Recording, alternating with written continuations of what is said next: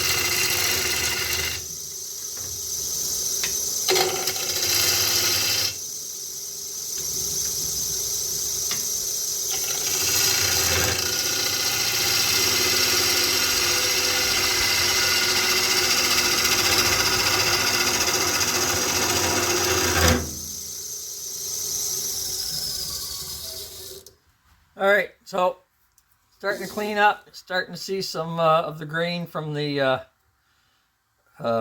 burl. So it's going to be interesting to see what we got inside.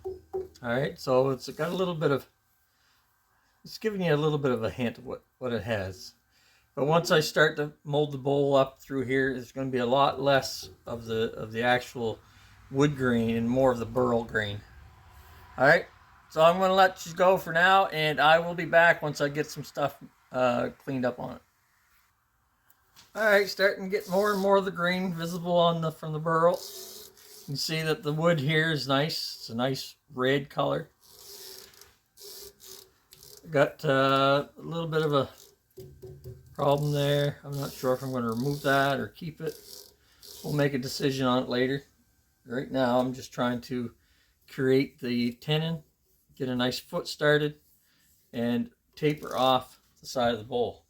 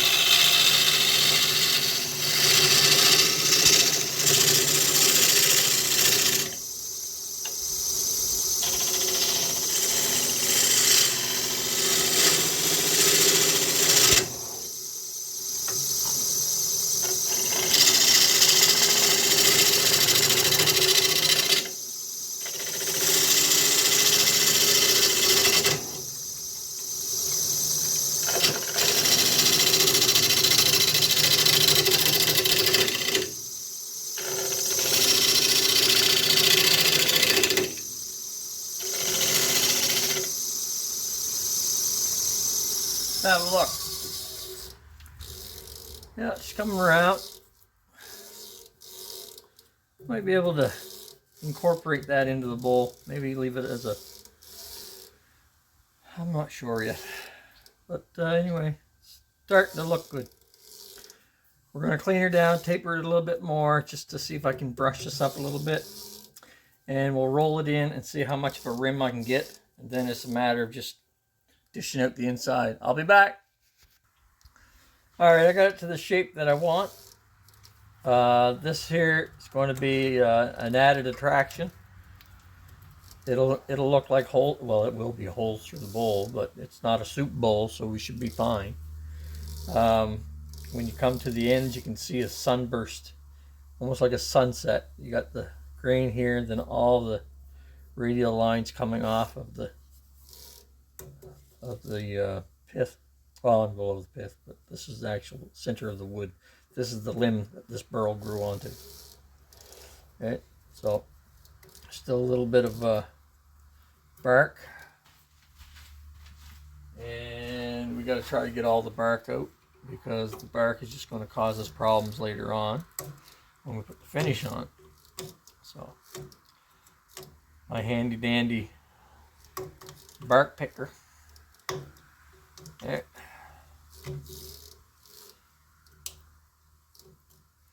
A lot of little different little inclusions in this one.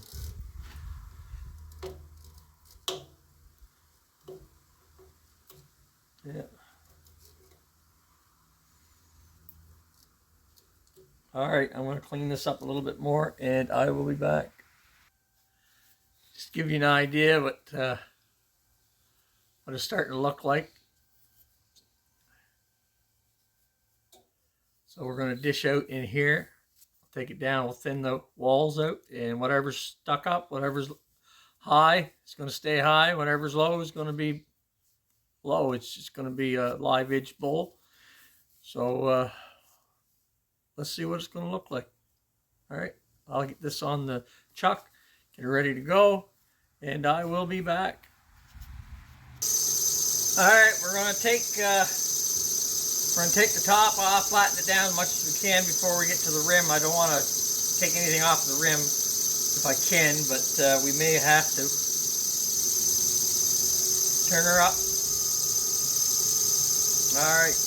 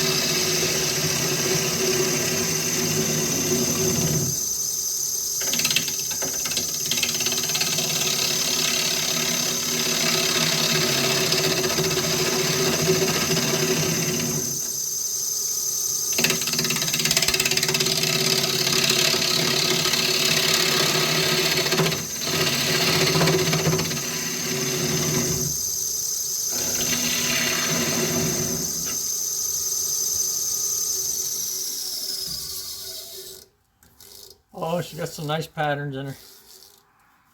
It's going to be neat.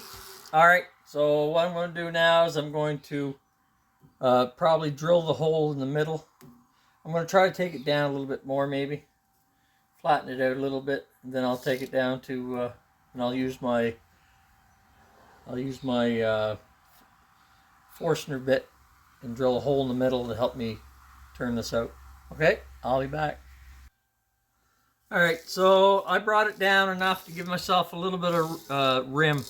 When I looked at it, when I started to trim it down, I noticed there was a couple points of contact, and I wanted to, you either have a rim or you don't. So what I'm going to do is I'm going to allow some of the rim to be a rim, and the rest will be a live edge.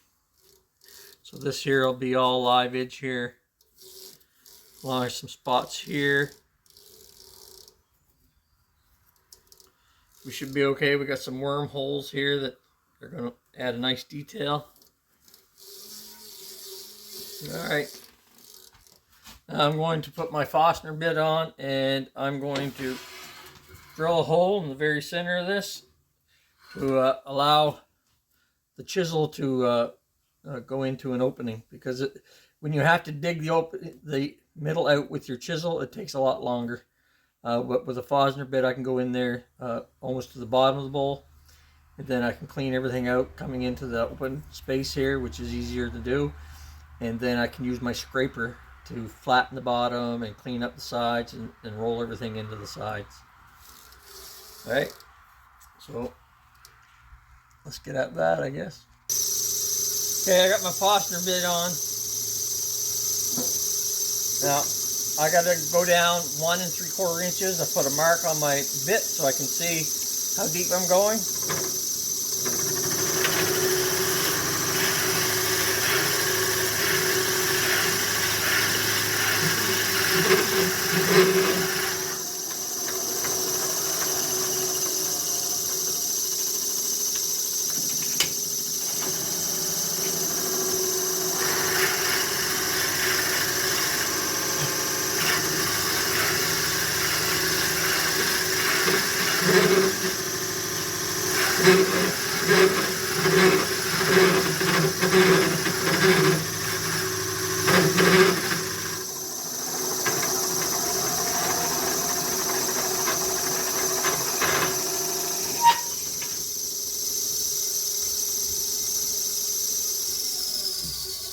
These are kind of neat. I wish there was something I could use them for. That bit is hot. Maybe in some epoxy they'd look nice in epoxy. I don't know. Okay. Okay. So now I'm going to start dishing this out. We'll be back. 1/2 inch bolt gouge. And I must say, they're nice. This is from Hamlet. It's a nice chisel. Okay, so start to work in the center.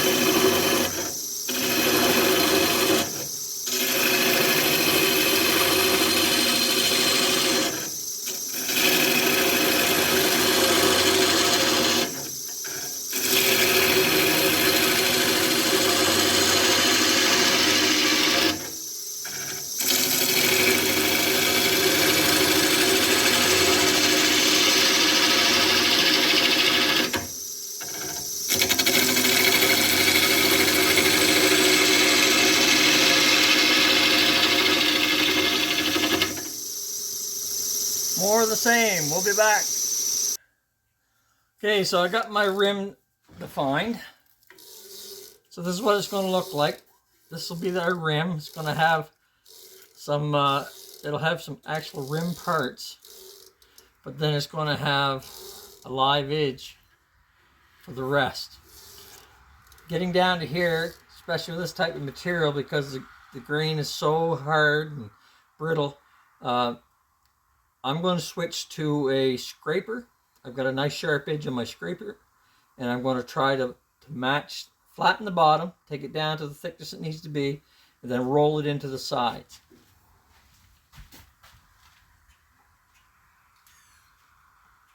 See here, okay.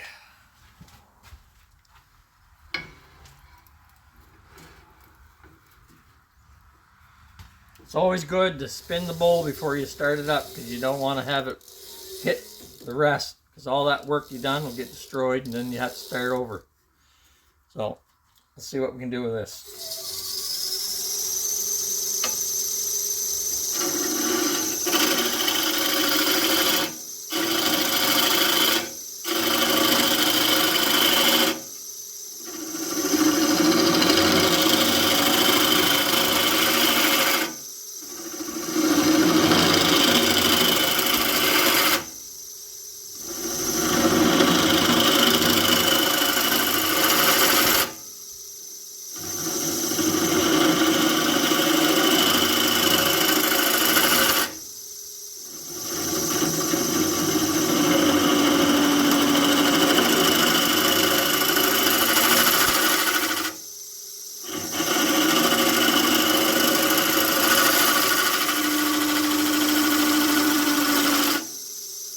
Have a look. Okay, so I got to keep an eye on the bottom thickness, which I'm doing here with my fingers. So right now we got about 3/4 of an inch, which is all kind. So I'm going to thin that down a little bit more and roll it out into the sides. And then we start sanding, cleaning up what's left and sand her up. All right, I'll be back. Inside's where I want it. Thickness is good on the bottom. It's rolled nice. It's nice and flat. Sand's going to take care of all the little ridges and stuff that I had a hard time with. This center here is may have to dress that up a little bit with the chisel. Not scraper, but just a regular chisel. But it's nice and flat, rolled into the sides. Now I'm just going to dress the foot up a little bit. I see I have a little ridge here that I want to take off.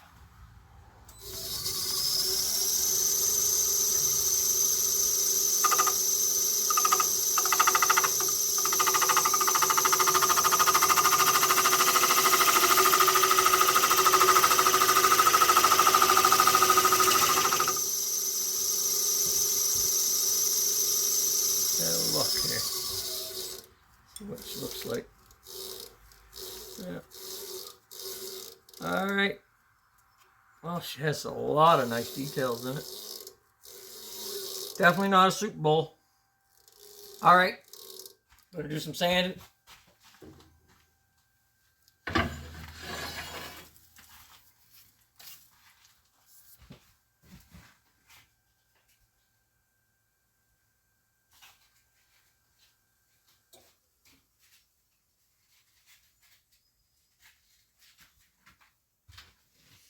Okay, now I start with 60 just to get rid of any tool marks I might have or things like that. And then I go to 180, 220, and 320. And then once I'm done, I put the beeswax to it, and then I put the beeswax to it. And then I take it over to the buffer. All right, so a little bit of this. Now you got big gaps and openings in this bowl, so when you come up to that, you gotta not push too hard. You want it to do its job, but you don't want to tear your fingers off.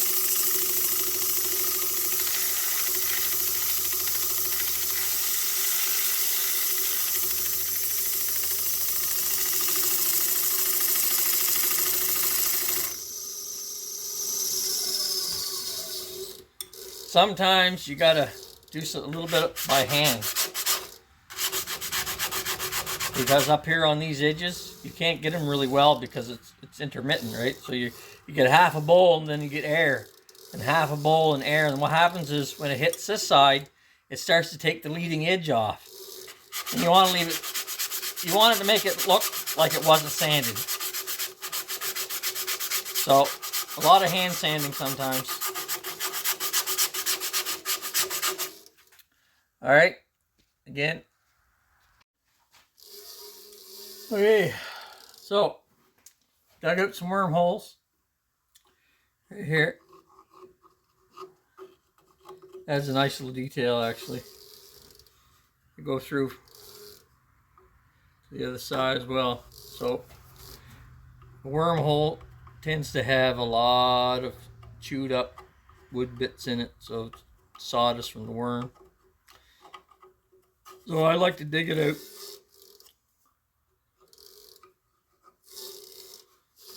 There's a nice one there.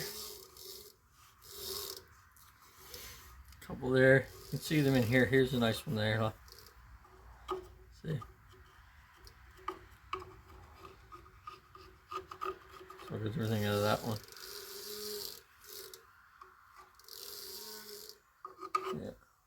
Then we got to take the air hose, blow them all out.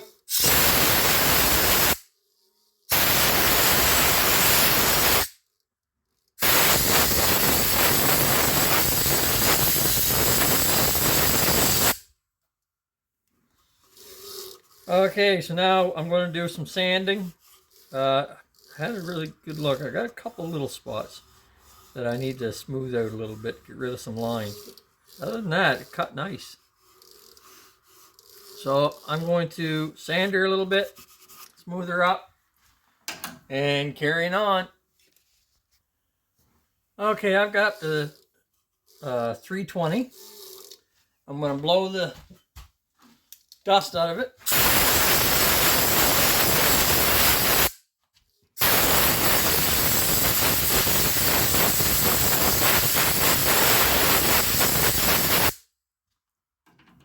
And I have an alcohol wipe, and I'm going to take off as much of the dust that I can with this, because I don't want my finish to look dull.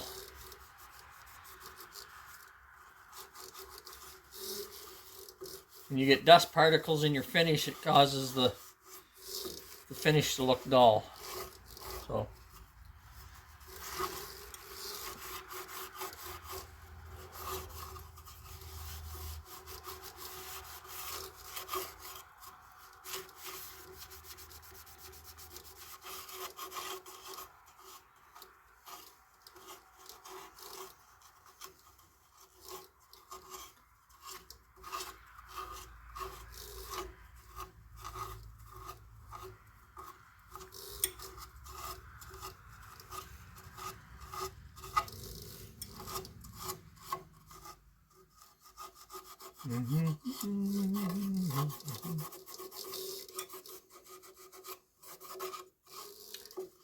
all right, so then I'll let her spin, dry all the alcohol off, and then we'll add the finish. All right, so this is what I use for finish. It's not that they sponsor me or anything. I got no sponsors, but this is what I use. It's beeswax mineral oil, basically, and it's food safe. It provides a nice protection. This time of the year is great because it's not so hard. In the wintertime, it's pretty hard stuff to deal with. But anyway. So, we just rub it in.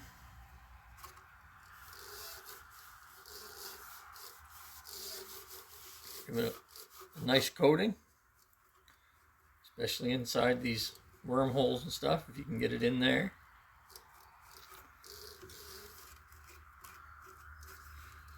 And on all the areas that have the inclusions. You want them to be nice and almost black, so it looks nice against the red of the cherry. Makes it cherry. That was a little bit of a pun.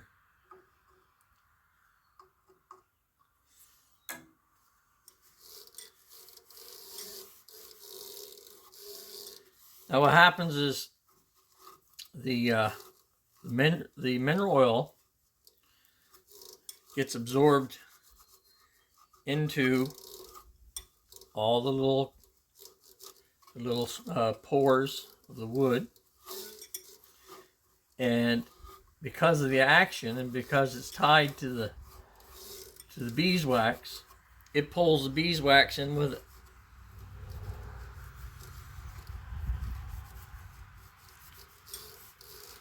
So it actually penetrates the wood for a fair distance.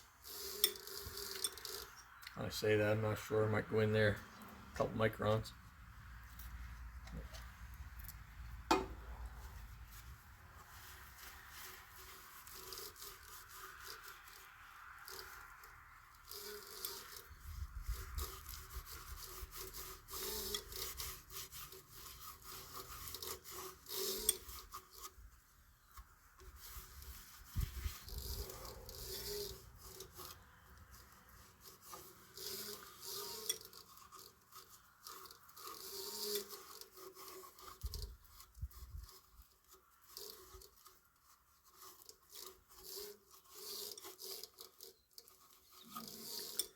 Alright, I think I got her pretty well coated.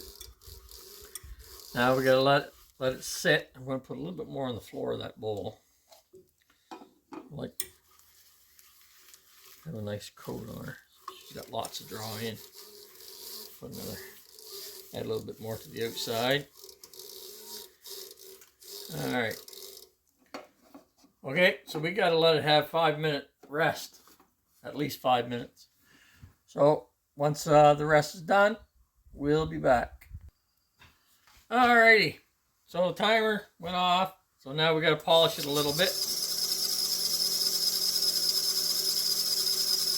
not easy to do when you have all these big holes.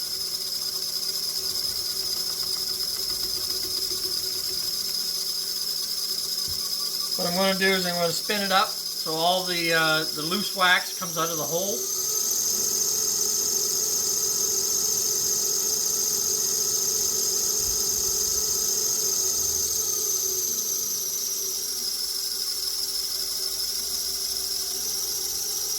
Keep her up about 700 so she gets enough heat. It's the heat that causes it to shine, right?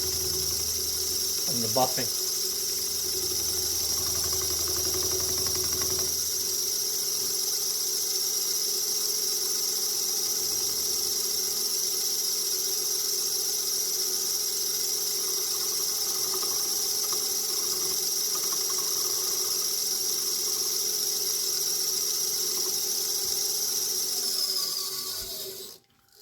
Look at that, hey?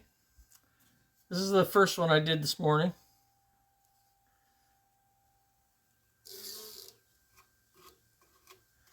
Now I gotta go around and I gotta make sure all the edges are looked after and things like that. And then I'm gonna turn around, I'll take the foot off. For now, I'm gonna work on the inside to make sure everything's looking okay. So I'll be back. The bowl, the way it turns out, I normally have a jam chuck that I use to take the tenon off, right? Because I don't have a full rim on the bowl, I'm not able to use the jam chuck I normally use. So normally I just have a flat piece of plywood, goes onto the shaft here, this sits on it, and my tailstock pushes against it and jams it against it so it doesn't move. So I don't have that ability to do with this bowl right now. So what I use is the floor. I use the floor of the bowl, and I take some cloths and I put it over my chuck. And I bring my tailstock up. I put it in the hole that it was originally in. Lock it in place. And we'll see how she turns. Turns nice. Okay. Don't like that rag flopping around like that too much, so I'm going to try to get that centered better.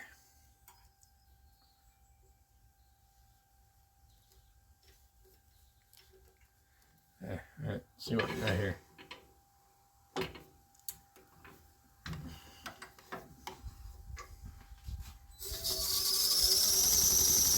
Yeah, it'll work. I can live with that. I'm going to be working down here at the foot anyway.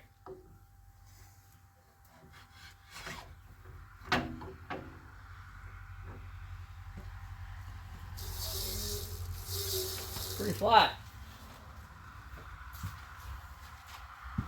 1/2-inch bolt gouge.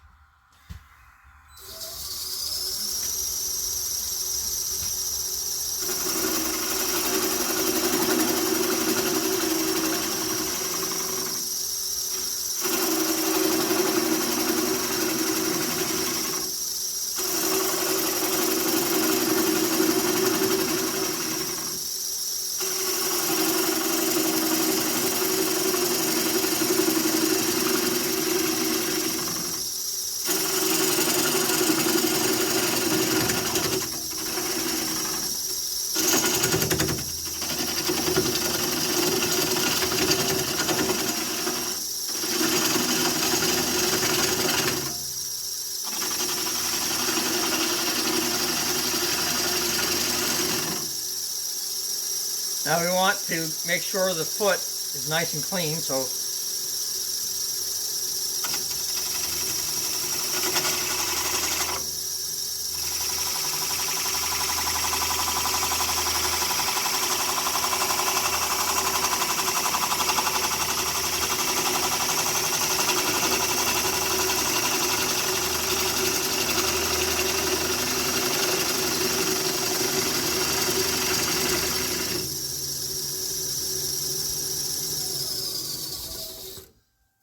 what I did is I put a ridge on the very outside of the foot, and then I'm going to cut this off. I'll do some sanding.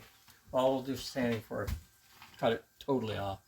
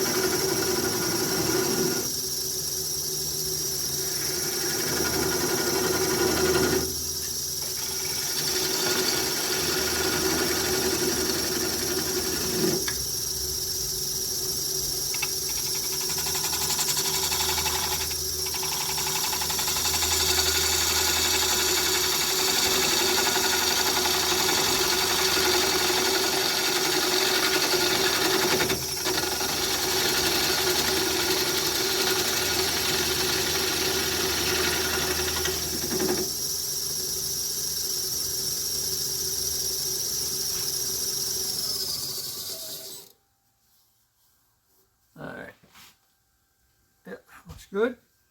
So, I don't even think I'm going to sand that. It's nice and smooth. Alrighty, so where did my...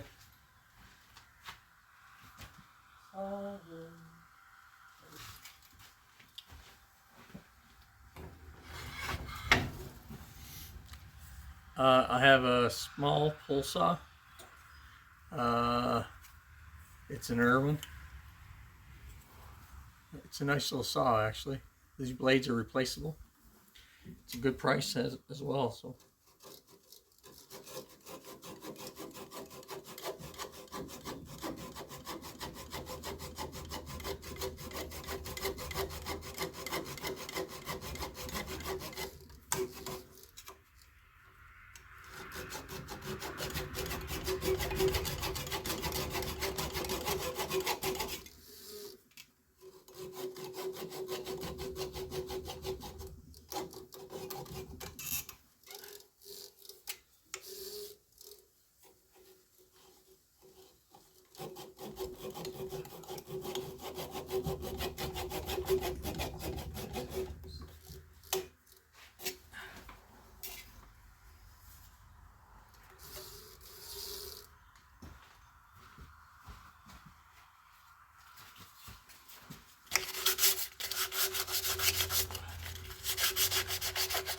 Yeah, just a little touch up here and we're done.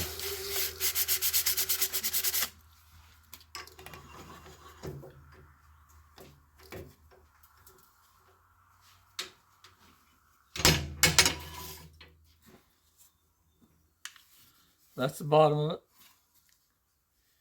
You see it's subflush to the outside rim. So we're going to sand that off. I have a small sander on my drill that I could take the little bit that's left off of there. And we stamp it, sign it, date it, and put the beeswax to her, and she's finished.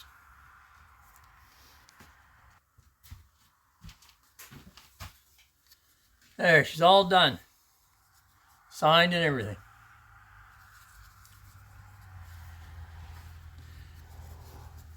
These darken quite a bit over time. They'll get a really dark red. So, anyway, thank you for watching.